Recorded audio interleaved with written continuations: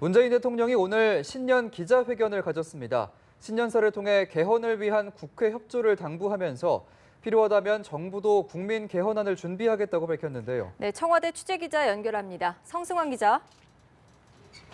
네, 문재인 대통령은 신년 기자회견에 앞서 신년사를 발표하고 사회, 정치, 안보 등 전반을 아우르는 구상을 밝혔습니다. 그중에서도 가장 눈에 띄는 대목은 오는 6월 지방선거 때 개헌 국민투표를 함께하겠다는 의지를 거듭 강조한 점입니다.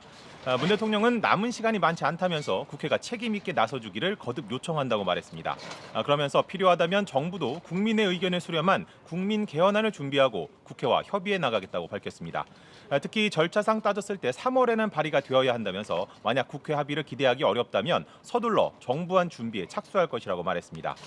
정치권이 개헌안 합의 실패를 하더라도 대통령으로서 개헌안을 발의해서 오는 지방선거 때 국민투표에 붙이겠다는 강력한 의지를 밝힌 겁니다. 문 대통령은 한반도 평화 정착을 위한 구상도 밝혔습니다.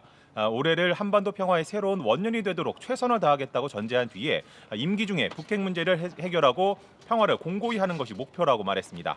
다만 당장의 통일을 원하는 것은 아니라고 덧붙였습니다.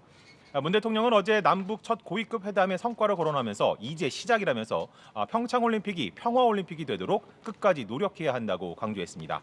한일 위안부 합의 문제에 대해서는 잘못된 매듭은 풀어야 한다면서 정부는 피해자 할머니들의 마음과 상처를 치유할 수 있는 조치들을 취해 나가겠다고 말했습니다.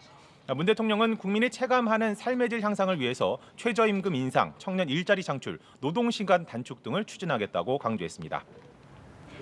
네, 이어진 기자회견에서도 주요 현안에 대한 질문이 쏟아졌죠. 네, 그렇습니다. 먼저 문재인 대통령은 개헌에 대해서는 대통령 4년 주김제 개헌이 바람직하다는 게 소신이라고 밝혔습니다.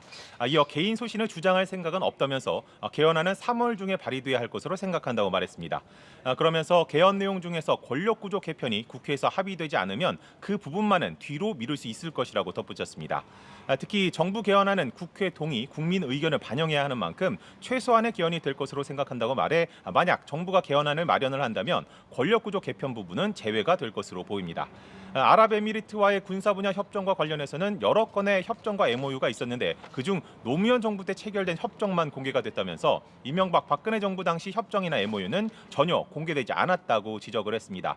그러면서 공개되지 않은 협정이나 MOU 속에 흠결이 있다면 시간을 두고 수정 보완을 협의해 가겠다면서 때가 되면 공개할 수도 있을 것이라고 말했습니다. 기자회견에 참석한 외신들은 주로 남북 관계에 대한 질문을 쏟아냈는데요.